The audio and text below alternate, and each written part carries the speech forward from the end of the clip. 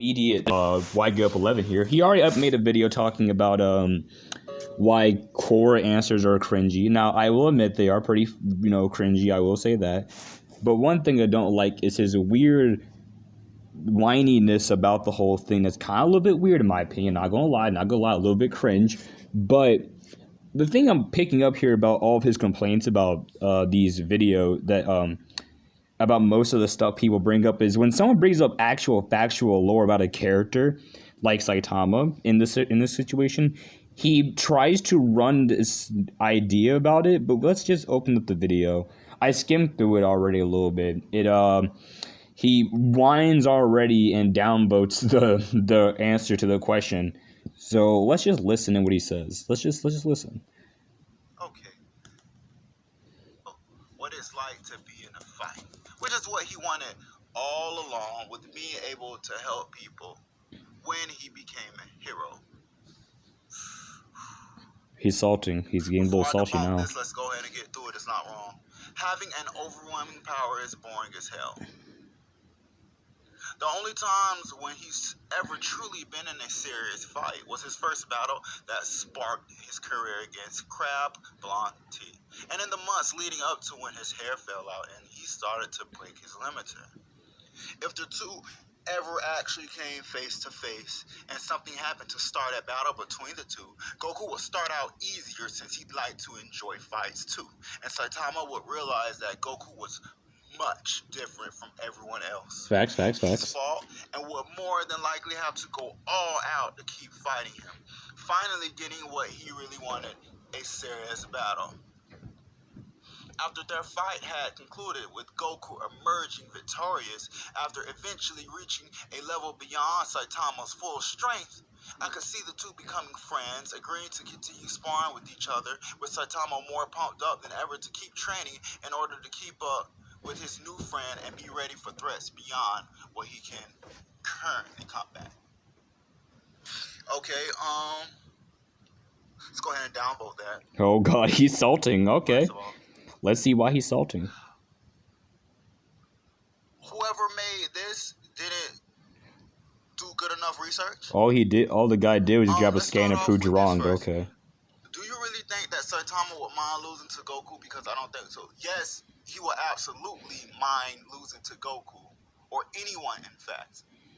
Probably not. Part of Saitama's entire character is that he doesn't want to have his overwhelming strength because it means he can never truly feel what it's like to be in a fight, which is what he wanted all along with...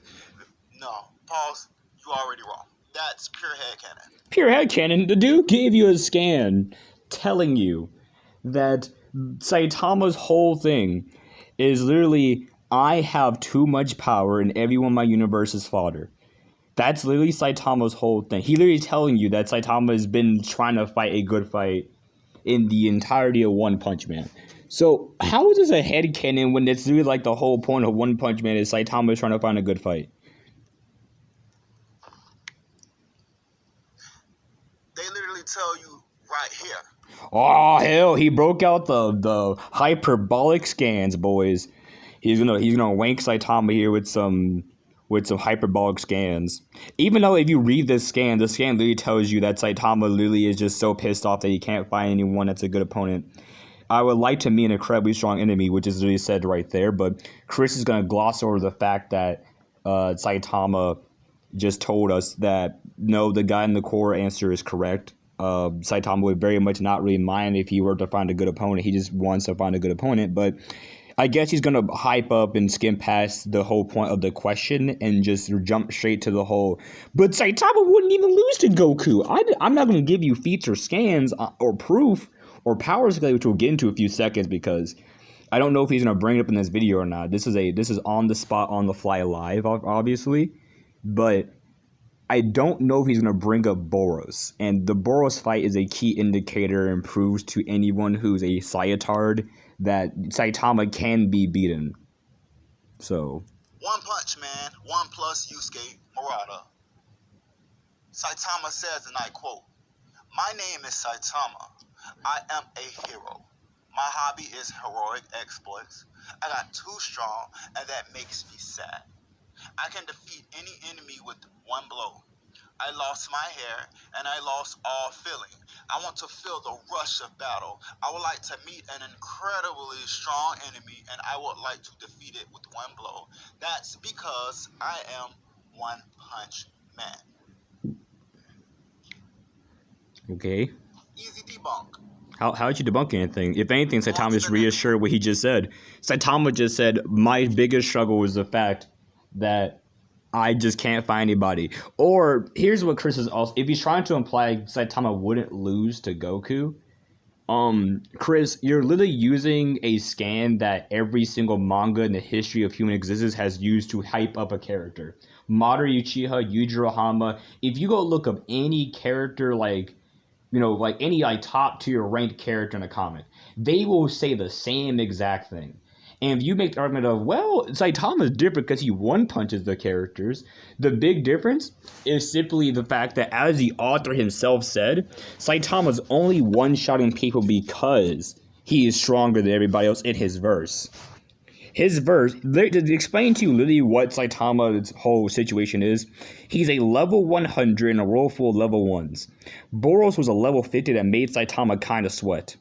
Saitama shouldn't be hyped up by Chris if he's going to literally ignore the fact there's a level 300 off in the distance that's blowing up entire universes. This is what Saitama wanted. He wanted this tremendous strength just so he could find a strong opponent so he can one punch him. He would completely mind losing to somebody like Goku. The only times when he's ever truly been in a serious fight was his first battle that sparked his career against Crab Auntie, and in the months leading up to when his hair fell out and he started to break his immunity. No. All of these fights that Saitama has been in. Oh boy. From his perspective. Oh God. They weren't really serious fights, but from his opponent's perspective, they were serious. This is true. This is true so far. So he has been in serious fights, just not from his perspective. No. Okay. Here's the thing. He has never truly been in serious fights. It was his first battle. The whole point the person's trying to say. This is why I don't like debating Chris, because he'll take what you say and try to make it sound as if you're wrong, but you're saying the exact thing you meant at first. Like, yeah, what he's saying is Saitama, for him, has never truly been a good enough fight. For an opponent, it might be a good fight and all, but Saitama never really had, which is the whole point of him saying this. So maybe if you were to rub your brain cells together, you would understand that. But if the two ever actually came face to face and something happened to start a battle between the two, Goku will start out easier since he liked to enjoy fights too, and Saitama would realize that Goku was much different from everyone else he's fought and would more than likely have to go all out to keep fighting him, finally getting what he really wanted, a serious fight. After their fight had concluded with Goku emerging victorious after eventually reaching a level beyond Saitama's full strength. Let me stop you right there. All right, bro. What you got for us? Give us your wank. Give me your wank, please. Oh, what is that? Oh, what is that? Hyperbole? Oh, what is he gonna get? Is it universal scan? Saitama power literally. Jeez, this is a. Does not care how powerful the enemy is. Holy shit! Yes, it does. He's never watched a Boros fight. He's never watched a Boros fight. It literally does not care how powerful the enemy is. Oh, what is this? Another hyperbolic statement. Invincible power, such strength to defeat any opponent however strong with one punch, despite the fact it took him 49 different fucking punches to beat Boros, despite the fact Saitama himself said that Boros was an actual powerful foe, despite the fact the author literally said, oh yeah, Boros was a pretty strong opponent for Saitama to fight. He even clobbered Saitama. So, what I'm explaining to Chris once again, if you were a One Punch Man fan and knew your content and rubbed your brain cells together, you would know. If you would just sit back and realize how it makes no sense for when the character you're trying to defend literally tells you you're wrong, it sounds pathetic. The character Saitama literally says, Boros was a strong opponent. He said himself multiple times. He's on the moon, he says it, he's on the ground when he's in front of Boros and tells him, oh yeah, you're pretty strong. And then he says it once again, reassuring Boros he was actually a pretty fun fight. And then the author asserts this as well. So, like, you have 4 different things telling you that Saitama confirms Boros is a good opponent. So, if a Planet Buster is making Saitama think this is a good fight, what are you talking about, bro? What are you getting at? I don't see what you're doing. There is no full power. It doesn't matter who steps into the fray with Saitama. It doesn't matter if they're multiversal, outerversal, hyperversal. What? This man just fucking said Saitama's outerversal. What? This man said Saitama's outerversal because Saitama one punch. So since Saitama one punches a bunch of city buster fodder, he's outerversal. It doesn't matter. His power does not care how strong the opponent is. Yes, it does. Saitama literally tells you he does. Word for word. So okay, guys, all right, guys, let's apply his logic to any other character. Madara Uchiha is universal because he can cut anything in the universe. Big Bang Vegeta, universal Cell Saga ? Yujiro can be anybody on Earth because he's the strongest creature on Earth. You see how every single thing I just listed off would fall into no limits fallacy. Itachi Uchiha can't lose a fight unless the person has a Sharingan. I don't see how Saitama should be a random exception to the rule of, but we can let Saitama get wanked, like, to high hell, despite the fact Saitama literally is getting, like, stretched out just fighting a Planet Buster. They're running off a pure head cannon. Despite the author confirming I'm correct. And they tell you this early on in Chapter 2, Armored Gorilla. I don't care. Give me a scan that's not, like, redundant as fuck. If the two ever actually came face to face and something happened to start a battle between Saitama dies. Would start out easier since he liked to enjoy fights too, and Saitama would realize that Goku was much different from everyone else he's fought and would more than likely have to go all out. Dude, there is no going all out. Why not? Why no? Why can't he? Or being pushed to quote unquote reaching a level beyond Saitama's full strength. Dude, you don't understand his power at all. No, Saitama's power literally is he trained super hard, he got mad strong, that's it. The issue, I don't know if I should tell that video here, because it sounds like he's just finna bring up 2 scans, because I think he's just kind of whining at this point. Let me skim through this. Literally just kind of whining at this point. Oh, I think, no, is that a different scan? That's just him going for a minute about the fucking same scan. But alright, continue. Anything new? Saitama wants to end that fight with one punch. That's what it's going to be. No, it wasn't, because let me explain to you easier can debunk that.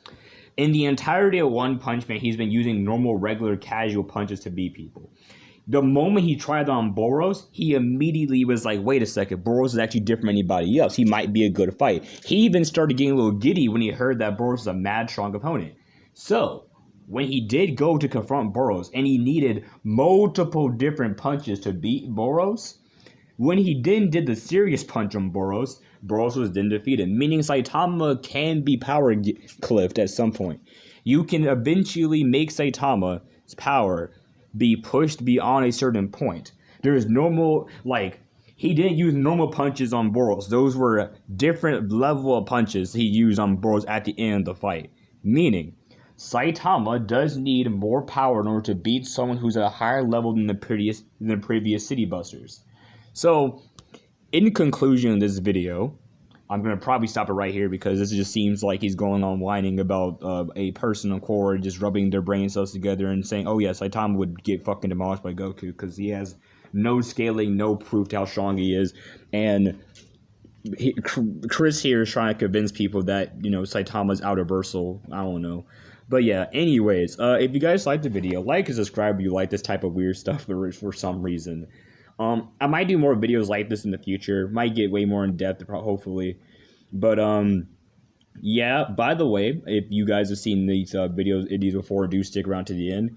Do me a favor, and if you do want to let Chris know, upload our full audio debate unedited because it's been 2 months now, and he has yet to actually upload the actual debate. and he's for some reason he's okay with doing a 1 hour long 29-minute rant about Death Battle getting the wrong person to win, but he won't upload a 1 hour long debate between me and him because I end up exposing why a lot of his arguments sound kind of shitty. So yeah, if you guys want to, hey, go ahead. Thank you guys and see ya.